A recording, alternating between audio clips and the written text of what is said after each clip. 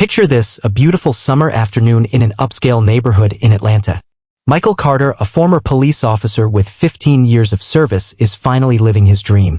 After years of saving every penny and working overtime shifts, he managed to buy his dream house, a stunning 2-story home with a crystal-clear swimming pool that sparkles under the Georgia sun. But his moment of peace is about to be shattered. As Michael reclines in his lounge chair, eyes closed and enjoying the warm breeze, police sirens pierce the tranquility. 2 patrol cars screech to a halt in front of his house. The officers, hands on their holsters, approach his fence. "Sir, we've received a report of a suspicious individual trespassing in this pool area." Michael sits up, a familiar knot forming in his stomach. He knows exactly who made that call. Through the corner of his eye, he catches a glimpse of his neighbor, Karen Thompson, peeking through her curtains with a smug smile on her face. This isn't the first time she's pulled something like this, and little does she know it's about to be her last. Let me take you back to where it all began, 2 months earlier. 2 months earlier, Michael was proudly moving into his new home. After a decade and a half of protecting and serving, he'd finally achieved what his parents could only dream of, owning a house in one of Atlanta's most prestigious neighborhoods. The previous owners had maintained the property beautifully, especially the backyard pool that had caught Michael's eye from day one. He was arranging his patio furniture when he first noticed her. Karen Thompson, standing in her second-floor window, phone pressed against her ear, staring intently at him. Michael waved politely, but she quickly disappeared behind her curtains. The next day, while Michael was at the hardware store, his security camera pinged. There she was, walking through his unlocked back gate like she owned the place, wearing a designer swimsuit and carrying a luxury beach towel. She casually laid her things on his pool chair and dipped her feet in his pool. When Michael returned and confronted her, Karen's reaction was unforgettable. "Oh," she said, feigning surprise with a hand to her chest. "I thought you were the new pool maintenance man. The previous owners always let me use their pool." Her condescending smile made his blood boil, but years of police training had taught him to stay calm. "Ma'am, I'm not the maintenance man.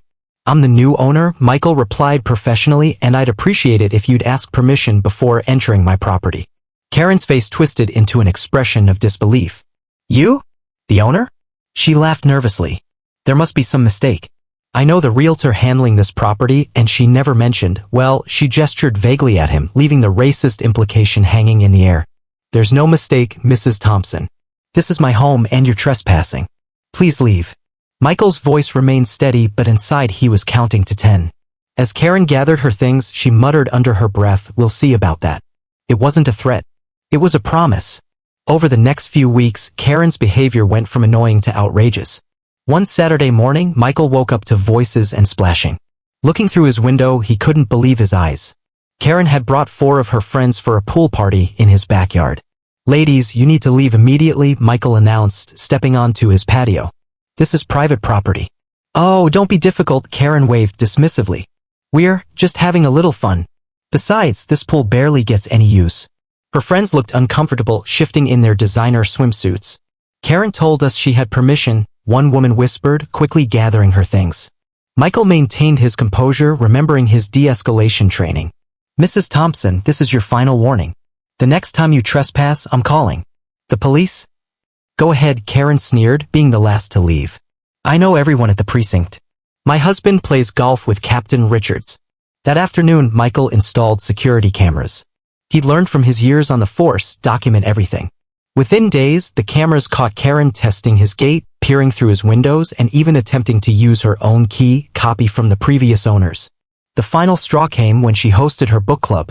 Michael returned from grocery shopping to find 8 women in his backyard, drinking wine and lounging by his pool.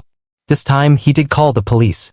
Officers Davis and Martinez arrived, his former colleagues. "Mike, long time no see." "Officer." Davis started, then noticed the situation. "Oh, it's this kind of call." Karen immediately switched to tears. "Officers, I'm so glad you're here. This man is harassing us. We've always had pool privileges with the previous owners and he's being completely unreasonable." "Ma'am," Officer Martinez interrupted. "Mr. Carter was one of our best officers. If he says you're trespassing, you're trespassing. Please leave before we have to make this official." As the women hurried out, Karen's face turned red with humiliation. "This isn't over," she hissed. "You don't belong here, and I'll make sure everyone knows it." Karen's campaign against Michael took a darker turn. Suddenly, mysterious, concerned neighbors were posting on the community Facebook page about suspicious activities. At his address, his morning newspaper started disappearing. Anonymous complaints about his unkempt yard flooded the HOA despite his lawn being perfectly maintained. But Michael hadn't spent 15 years in law enforcement without learning a thing or two about gathering evidence. His cameras caught Karen stealing his newspaper at 6 a.m., photographing his house at odd hours, and even sprinkling plant killer on his prized roses under cover of darkness. During the monthly HOA meeting, Karen played her biggest card yet. "I'm concerned about property values," she announced to the room, shooting Michael a side glance. "Some recent changes in the neighborhood have made my potential buyers uncomfortable." Michael calmly stood up, phone in hand. "Interesting you should mention property values, Mrs. Thompson. Would you like to explain this footage of you vandalizing my garden last Tuesday at 11:47 p.m.? The room fell silent as he played the crystal-clear video. Karen's face turned pale, but she quickly recovered. "I was checking for suspicious activity. Someone's been damaging properties in the neighborhood." "Yes," Michael replied coolly. "And now we all know who that someone is." That evening, Michael discovered his pool water had been tampered with, filled with dish soap that would take days to filter out. As he watched the bubbles float across his once pristine pool, a plan began forming in his mind. If Karen wanted to play games with his pool, maybe it was time to give her exactly what she wanted. With a little twist, he remembered a conversation with his old partner about a case involving a non-toxic, temporary dye used in pool maintenance. The kind that only activates when it comes in contact with certain chemicals found in cosmetics and sunscreen. The kind that would take several days to fade from skin. For the first time since this nightmare began, Michael smiled. Sometimes the best way to handle a bully isn't to fight fire with fire. It's to fight fire with a perfectly legal, completely harmless, but absolutely unforgettable lesson in karma. Michael did his research carefully. The dye he ordered was completely safe, used by professional pool maintenance companies to detect leaks. The best part? It only reacted with specific chemicals found in expensive sunscreens and cosmetics. Exactly the kind Karen and her friends slathered on before their unauthorized swims. He tested it first in a small bucket with some of Karen's favorite brand of sunscreen, which he'd noticed left behind on his pool chairs. The result was perfect. A bright, unmistakable green that would take at least a week to fade naturally. Not harmful, not permanent. Just incredibly embarrassing.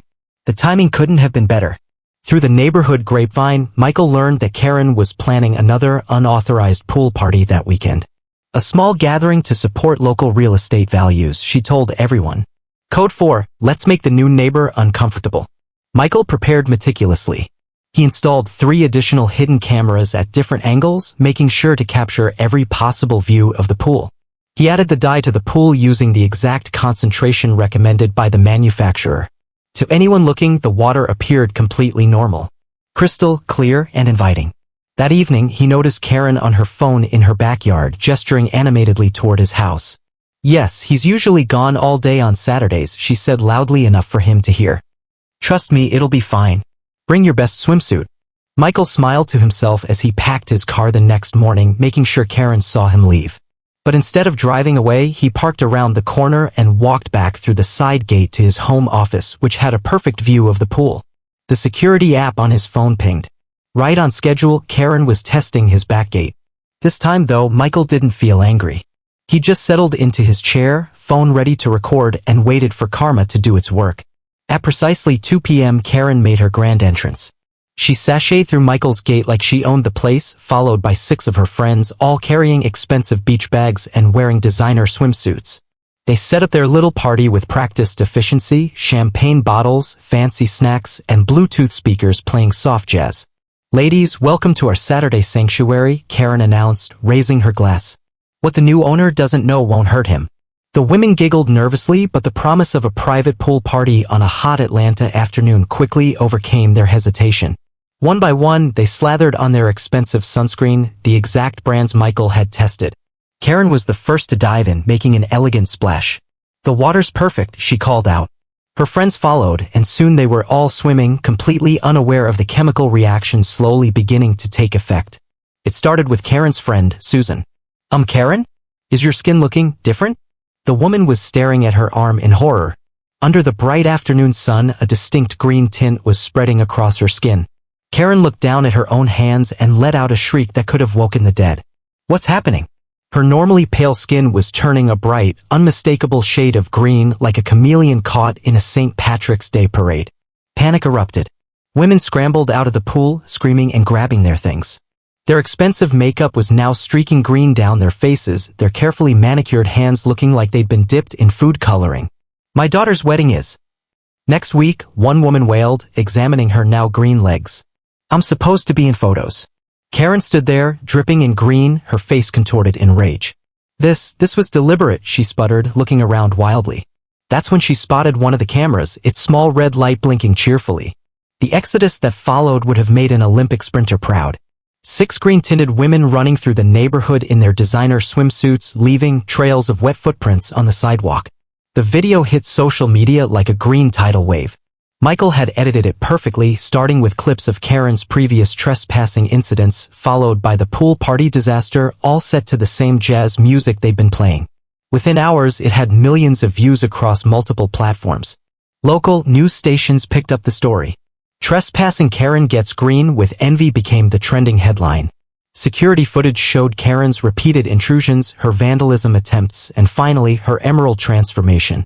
The comment sections exploded with people sharing their own Karen stories, making the video spread even faster. Karen's real estate agency couldn't ignore the viral disaster. Their Facebook page was flooded with green emoji comments. Potential clients were asking if they could trust an agent who trespassed on private property. By Monday morning, they'd released a statement. We pride ourselves on respect for property rights. The actions shown in the video do not reflect our company's values. The neighborhood WhatsApp group buzzed with activity. Residents who'd stayed quiet during Karen's campaign against Michael suddenly found their voices. She did the same thing to the Johnsons last year. Remember when she called the police on those kids' lemonade stand? The dam of silence had broken. But the most satisfying moment came when Karen, still sporting a distinct mint hue, attempted damage control. She posted a video explaining her side, but her green-tinged appearance only made it go viral for all the wrong reasons. I was just trying to maintain community standards, she insisted, her green face glowing under the camera lights, making her look like a frustrated, wicked witch of the West. Michael didn't say a word. He didn't have to. He just enjoyed his pool, waving cheerfully whenever he spotted a green-tinted figure peeking through neighboring curtains. Karen's attempts to salvage her reputation only dug her deeper into a green-tinted hole. Her lawyer sent Michael a cease and desist letter demanding he remove the video. Michael's response was simple. A compilation of her trespassing incidents, complete with timestamps and documented police reports. You can't prove that pool was meant for us specifically, Karen's lawyer argued in a follow-up email. Michael's security footage showing her stealing his newspaper and vandalizing his garden quickly ended that discussion. The neighborhood dynamic shifted dramatically. People who had once avoided eye contact with Michael now stopped to chat. Mrs. Rodriguez from across the street brought over her famous empanadas. I should have spoken up sooner, she admitted. Karen reported my Christmas decorations to the HOA last year because they were too ethnic. The Johnson family next door finally shared their story about Karen trying to get their children's basketball hoop removed, claiming it decreased property values.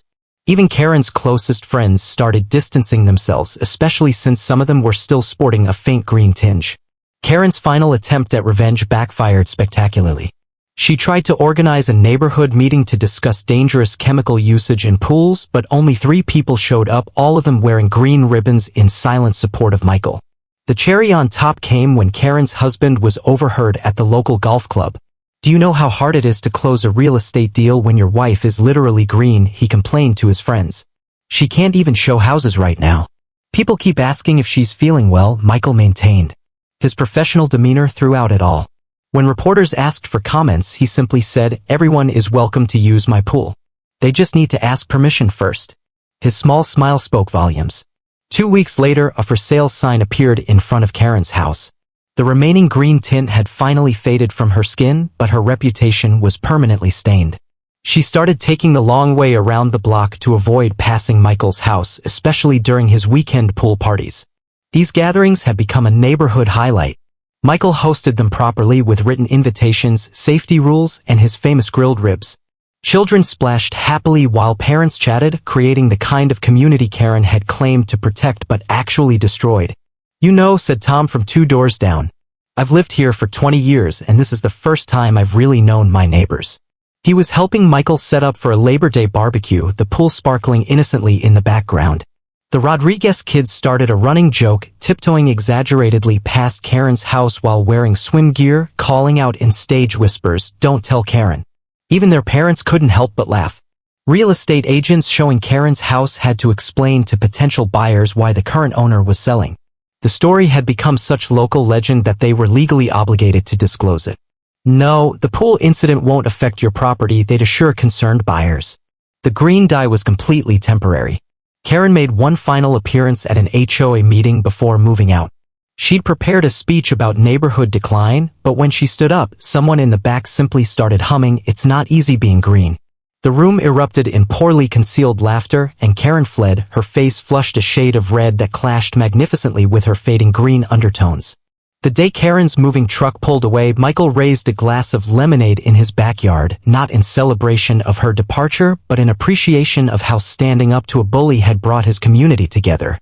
1 year later, Michael's pool remains the heart of the neighborhood. The new family that bought Karen's house, an interracial couple with twin daughters, fits perfectly into the community. Their girls are on the swim team and Michael helps them practice on weekends. Sometimes visitors ask about the small, framed photo near his pool gate. It shows a group of people running through the neighborhood, their skin an unmistakable shade of green. Michael just smiles and says that's a reminder that karma has a way of making a splash. The security cameras are still there, but these days they capture different scenes, birthday parties, swimming lessons, and neighbors sharing summer evenings.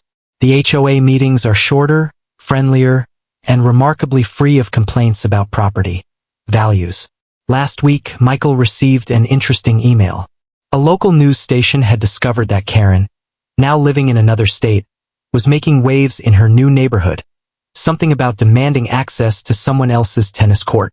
He chuckled, marked the email as read, and headed outside to enjoy his pool. As he floated peacefully in the crystal clear water, Michael reflected on how sometimes the best revenge isn't about getting even. It's about showing others how to stand up for themselves. His pool had become more than just a luxury. It was a symbol of standing your ground with dignity and grace. If you've ever dealt with a Karen in your life, remember, sometimes the best way to handle entitled behavior is to let karma do its thing. Just make sure you have good security, cameras, and maybe keep some pool dye handy. Drop a comment if you think Karen got exactly what she deserved, and share your own story of standing up to entitled behavior. Don't forget to hit that like button and subscribe for more stories of sweet, satisfying karma.